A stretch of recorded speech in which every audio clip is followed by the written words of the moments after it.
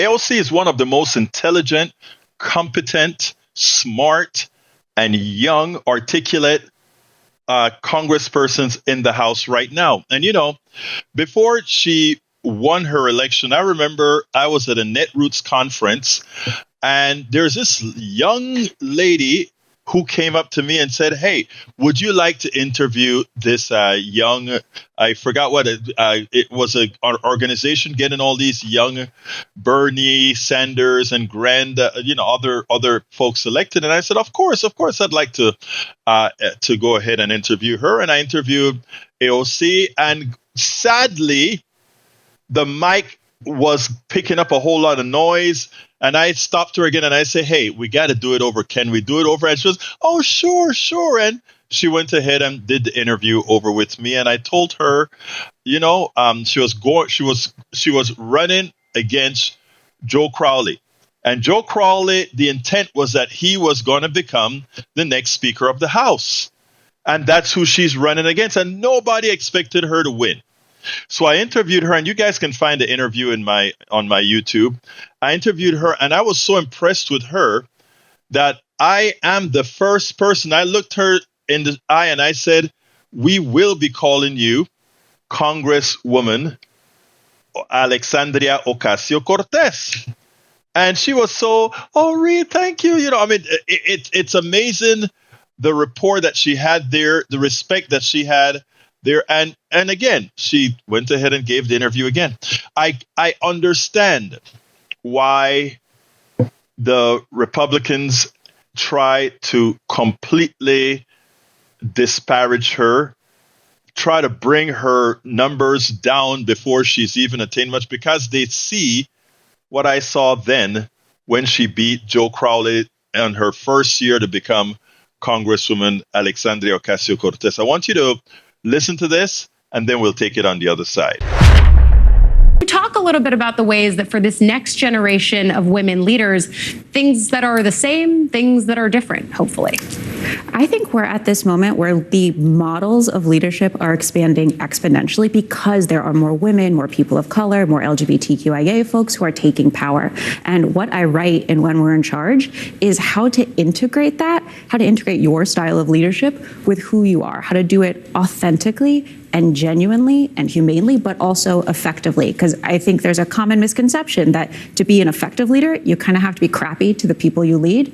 And I make the case, and I think I've seen that to be true, you don't have to be. So we were just speaking of AOC, and she was involved in a tense exchange with Republican Congressman Randy Weber early Wednesday morning. The Texas Republican interrupted her while she was asking if women who have miscarriages would still meet the requirements to qualify for Medicaid under the GOP's proposed bill. Let's take a look. All right. We'll yield to the gentlelady. Thank you. In terms of some of the exemptions, pregnancy is covered, correct?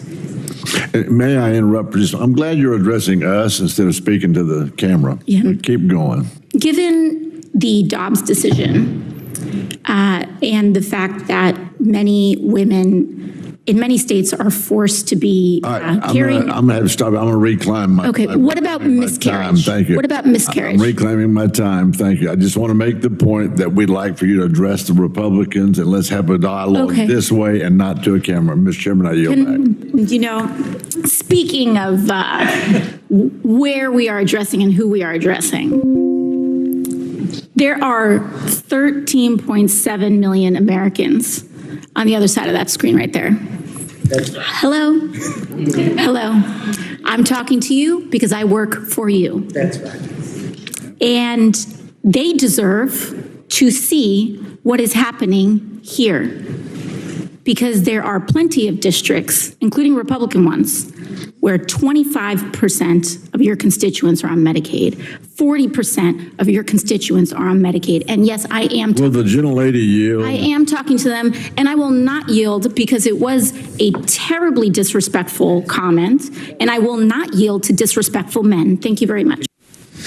So the Congresswoman is a remarkable communicator. She's among the most talented of any generation. But it occurs to us that she does represent maybe a younger generation that's just simply better in this media landscape, knowing how to play to the cameras, knowing how to use social media and the like. Is that part of the ability to communicate, which is that part of what, say, Democrats need to do so differently going forward? It's why we need next gen leaders, because millennials and Gen Z, again, not exclusively, but generally speaking, because we have grown up on the internet, because we have always thought about how to cultivate a public persona, we understand, and as AOC did, understands you got to look in the camera. You got to talk to the people about what you're doing. And we see this in business, we see this in schools, we see this across all different kinds of sectors. Folks like AOC who are taking power show that they know how to do it differently and tell their story differently. And that's so important as we think about galvanizing people to take action. So yeah, Alexandria Ocasio-Cortez, they fear her. And if you know, she knows how to use the current media. She knows how to use the old media. And in fact, there was a time that she was going to go into, I think it's West Virginia, with the West Virginia politician who thought he was going to somehow scare her when she said, yes, I'll come to your state. And you know, after saying she'll come to the state, the guy copped out and it didn't happen. Alexandria Ocasio-Cortez, for all of those who think she can't be, mark my word, just like she beat Joe Crowley, whatever she chooses to do, ultimately, she'll get it done. We spend a lot of time deconstructing the news, trying to parse it into a form that everybody can understand. We try to find those little nitpicks where it flies above the fray, etc. If you really like these videos that we do, I want to ask a big favor. Please go ahead, number one, subscribe to our channel, and number two, please join if you can. Thank you so kindly for watching. Keep watching. Please remember to share. We must populate the entire internet with our progressive message, a message that we know is what most Americans say that they want. So help us, please join.